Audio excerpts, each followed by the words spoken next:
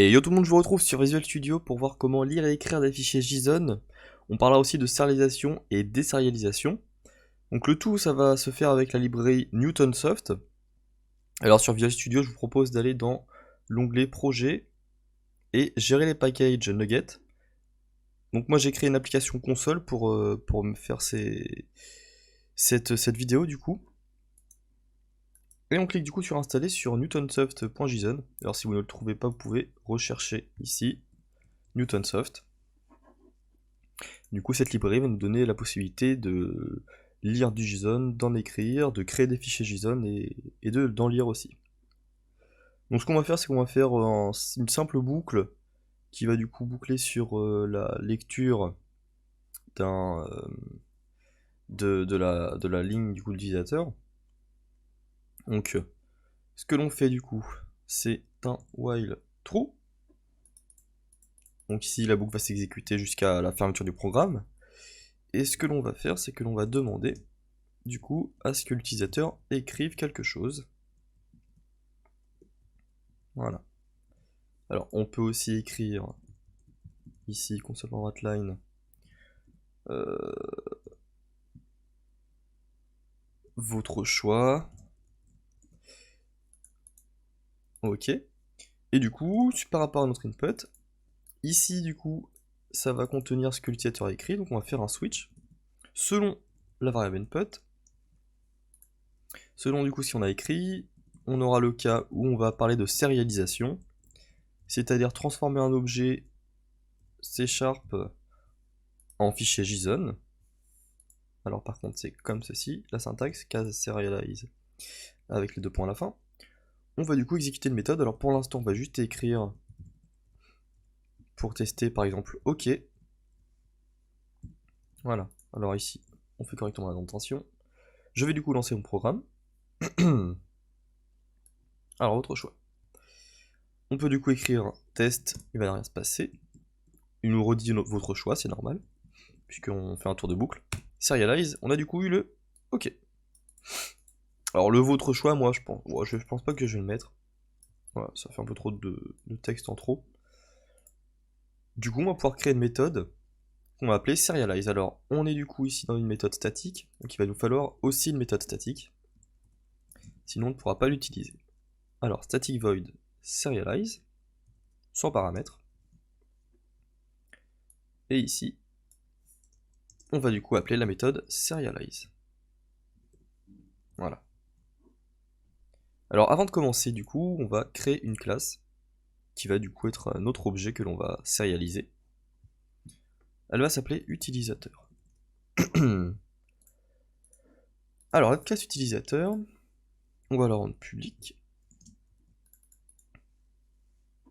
Ce que l'on va faire, c'est que du coup on va ajouter plusieurs propriétés. Alors propriété nom, prénom et âge. Alors nom et prénom, ça va être des chaînes de caractères, donc string. Je vais copier ceci. Je vais mettre prénom. Et ensuite, je vais mettre du coup âge, getSet, pour voir aussi comment gérer les dates, comment sont gérées les dates via Newtonsoft JSON. On va créer une date, donc public datetime, date création, donc la date de création de notre objet, de notre utilisateur, et on va mettre pourquoi pas un rôle. Rôle comme administrateur, utilisateur, visiteur, par exemple. Voilà, on va espacer le tout, ok. On a notre classe utilisateur. On peut créer ici un constructeur. Alors, pour ma part, il sera vide, puisqu'on va utiliser l'initialisateur d'objet juste après.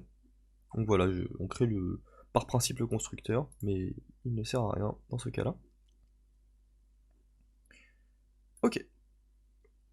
Donc au niveau de la sérialisation, ce que l'on fait d'abord, c'est lorsque l'on va appeler du coup cette méthode, on va créer un objet utilisateur, donc var utilisateur égale new utilisateur.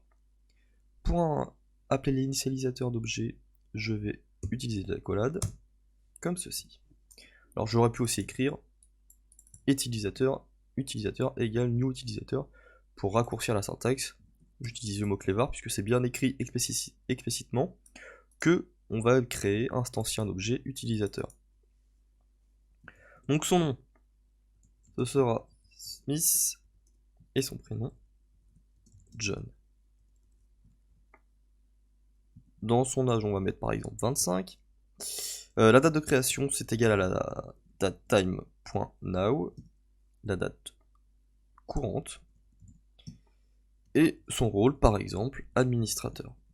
Donc voilà, on a notre objet utilisateur qui est créé. On va profiter directement pour créer du coup une variable globale. Pareil, il faut la rendre statique car on est dans une méthode statique. JSON string. Voilà. Donc, ce que l'on va faire, c'est attribuer à JSON string le JSON qui va nous renvoyer Newtonsoft. On va utiliser l'objet JSON convert. Alors JSON convert ici qui n'existe pas, il faut du coup utiliser, n'oubliez pas d'ajouter le using newtonsoft.json. Et donc cette classe-là permet de faire des opérations sur du JSON, sur nos objets en C#. Donc on a la méthode serializeObject, qui va nous permettre de sérialiser un objet. On va pouvoir sérialiser notre utilisateur, comme ceci. Cela nous renvoie donc du string, la représentation en JSON de notre objet. Ce que l'on peut faire, c'est écrire du coup dans notre fenêtre de console cette chaîne de caractères JSON. Du coup, je vais lancer le programme et je vais écrire serialize. Voilà. Donc on a notre objet qui est ici, qui a été retranscrit en JSON. Alors ici, ce n'est pas indenté correctement, donc ce qu'il faut faire, c'est que la méthode serializeObject prenne un deuxième paramètre en compte. Et du coup, on ajoute une virgule, on utilise l'énumération formatting.indent. On relance. On va du coup avoir ici notre JSON qui va être indenté correctement. Voilà. Voilà du coup ce que ça donne. Ce que l'on va vouloir faire maintenant, c'est désérialiser, c'est-à-dire transformer ce JSON en objet C#. Donc ici on va faire la même chose plus ou moins, c'est-à-dire que l'on va écrire déserialize à la place, et pareil ici. Pour ce faire, on crée du coup la méthode déserialize, static void déserialize. Ici, ça va être une méthode un peu plus courte, puisque on va tout simplement récupérer notre utilisateur en créant une variable utilisateur. Elle sera égale à quoi? À l'objet JSONConvert.déserializeObject. String value, en fait, il faut désérialiser le JSON string. Alors ici, on va avoir un souci, puisqu'en fait, il ne va pas retrouver le type grâce à notre JSON. Il faut en fait spécifier le type ici, grâce au chevron qui représente les types génériques. Donc, entre le chevron, on met le type que l'on souhaite retrouver. Du coup, notre variable utilisateur sera bien de type utilisateur. J'écris donc le résultat avec la méthode utilisateur.toString. Alors là, le résultat ne va pas être terrible, puisque vous allez voir ce que l'on reçoit. Donc d'abord, il faut sérialiser notre objet, puis le désérialiser.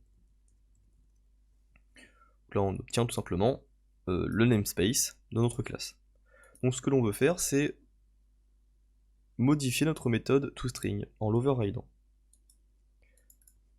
Donc on revient dans notre classe utilisateur, et on va utiliser public override toString.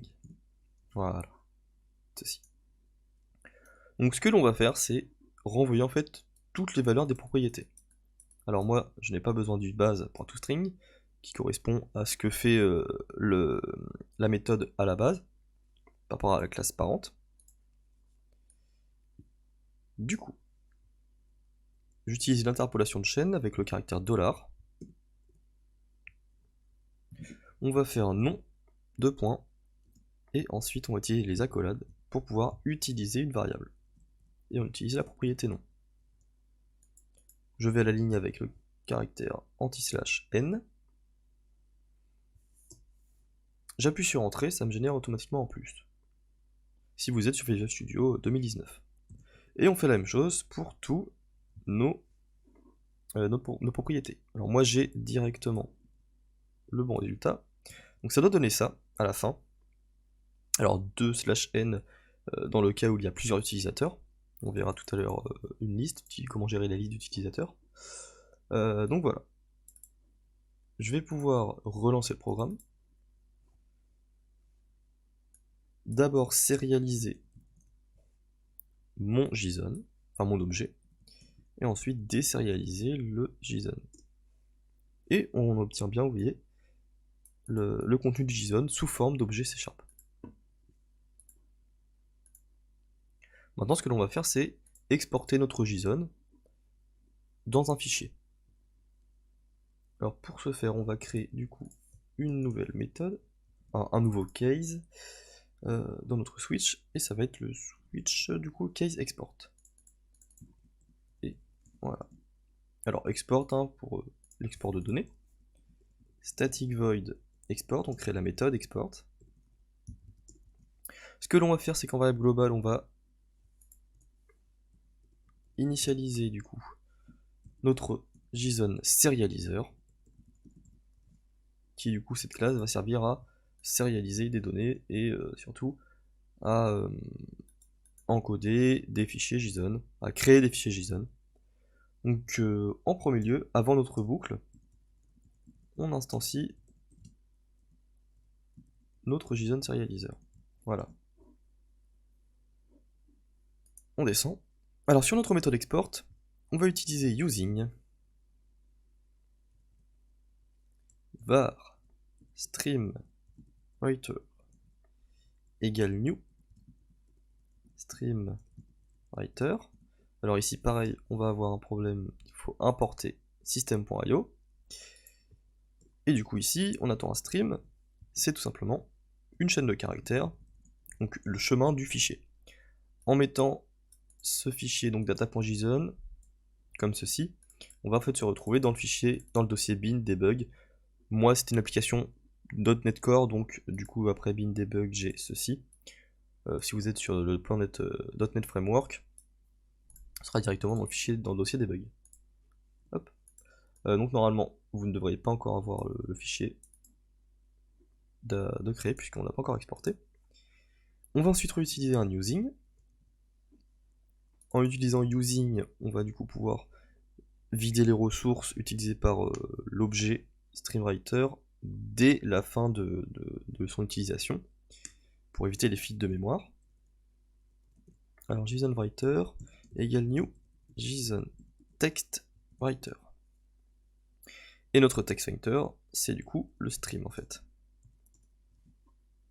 C'est une classe propre à Newtonsoft qui a besoin du coup d'une instance d'un stream pour pouvoir fonctionner correctement. À partir d'ici, on a la possibilité du coup d'écrire notre fichier. On peut du coup spécifier sur notre JSON writer le format, alors sans majuscule, comme ceci, le format du coup d'écriture. Donc nous on va indenter l'écriture du JSON. Et du coup on va pouvoir utiliser notre serializer qui est juste ici. Point serialize. Et là il attend du coup le JSON writer.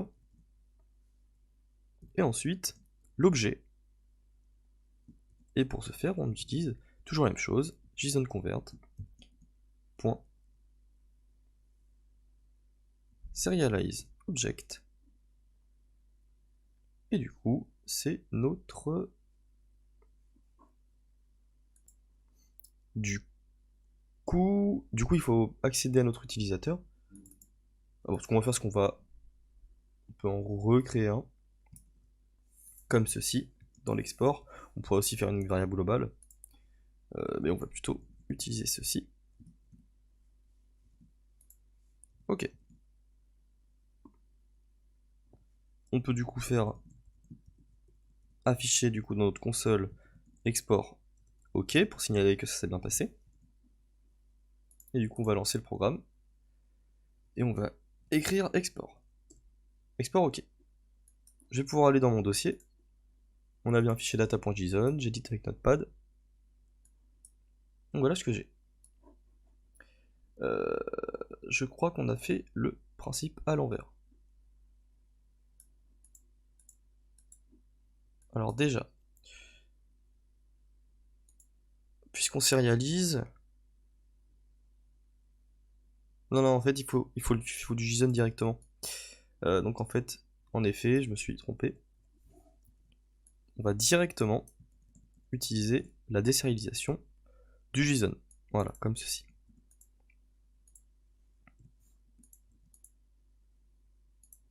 En fait, ce qu'il faut faire, c'est du coup sérialiser d'abord notre utilisateur pour avoir du JSON dans notre variable. Et ensuite, c'est le JSON que l'on va écrire dans notre fichier comme ça. Donc premièrement, sérialise. Voilà. Ça est contenu dans la variable JSON string. Et ensuite, on va exporter ce JSON directement dans notre fichier. Si je retourne du coup ici, ouvrir le dossier, bin debug notcarot, data.json, et voilà, c'est beaucoup mieux. Voilà du coup le JSON qui a été exporté correctement.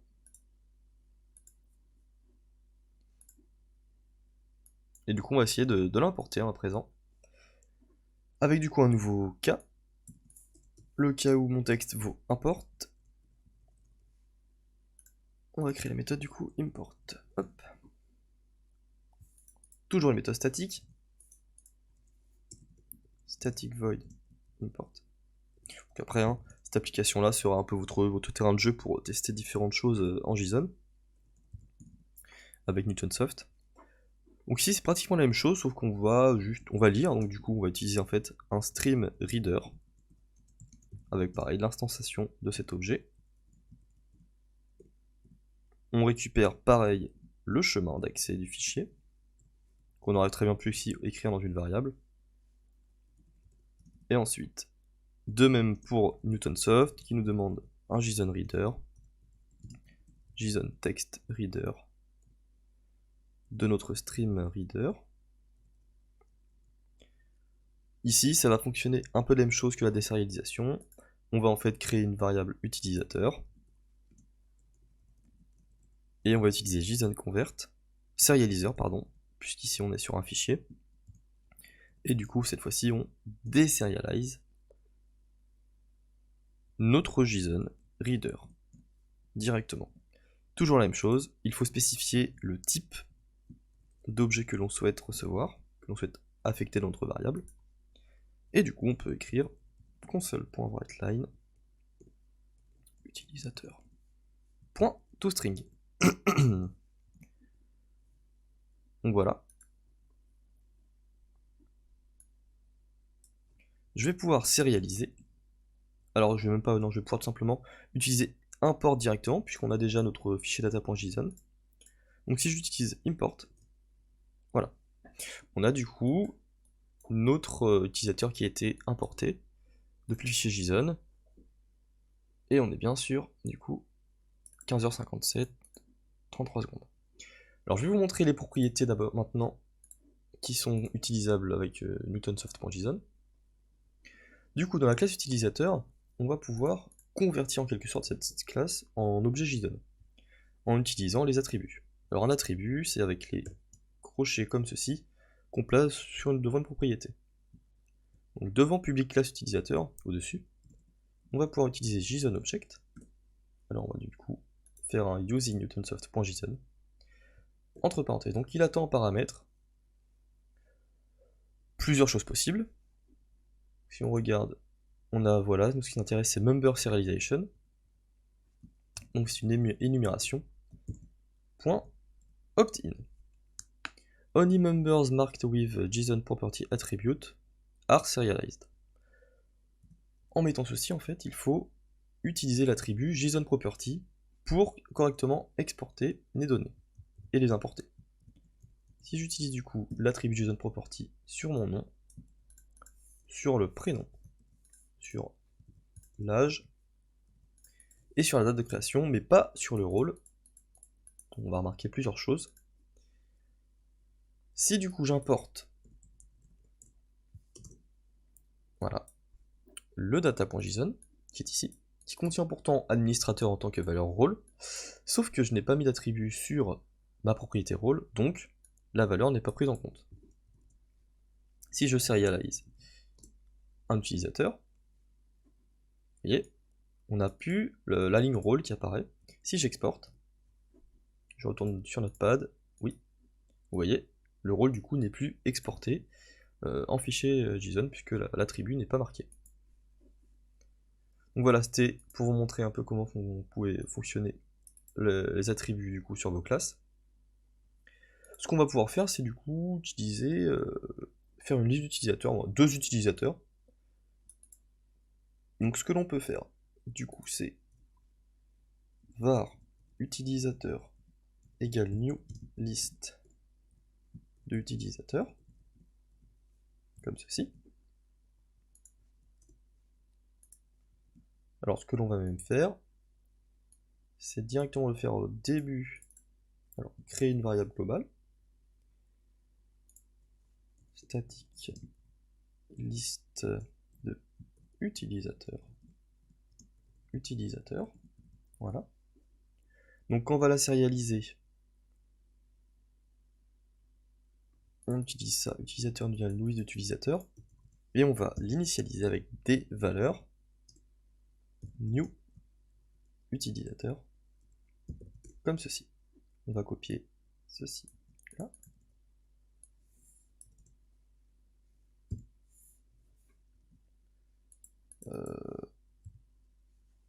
Par contre, du coup, l'indentation est pas terrible là. Tac, tabulation. Et on va pouvoir en créer un deuxième. Voilà. Voilà, je sais pas, David par exemple. On va pouvoir retirer les rôles puisque maintenant on ne les sérialise plus. Ok. Nous, ce que l'on sérialise du coup, c'est nos utilisateurs, c'est cette liste. Si tout se passe bien, on devrait avoir un tableau si on exécute la commande serialize. Voilà, vous voyez, on a bien un tableau qui a été créé avec nos 2 entrées. Pour désérialiser ensuite, var utilisateur. Cette fois-ci, on ne désérialise pas un utilisateur, mais une liste d'utilisateurs. Comme ceci. Alors pour que ce soit plus simple à avoir, voilà, ça peut être écrit comme ceci. Et donc, ceci, je vais CTRL X pour le couper. Je vais faire une boucle for each. Et donc pour chaque utilisateur dans ma liste, utilisateur avec un S, j'affiche la méthode toString de ma classe utilisateur. Je sérialise, je désérialise, et voilà, on a bien nos 2 entrées qui sont affichées. Donc, du coup, ça va pas être compliqué pour exporter. On va tout simplement, voilà, exporter JSON string. Et pour l'importation, on va faire la même chose, c'est-à-dire qu'on va utiliser liste de utilisateurs, et on va faire un for each.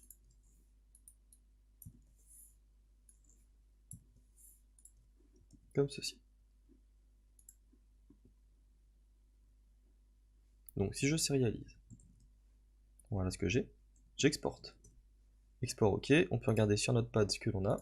On a notre tableau. Et si j'importe notre fichier JSON, voilà. On a du coup nos 2 entrées qui ont bien été affichées. Donc c'est tout pour cette vidéo sur la sérialisation et la désérialisation de fichiers JSON et de string JSON, du coup avec Newtonsoft. Donc j'espère que vous avez bien compris le principe. Si vous avez des questions, n'hésitez pas à les poser en commentaire. Et je vous aiderai avec plaisir.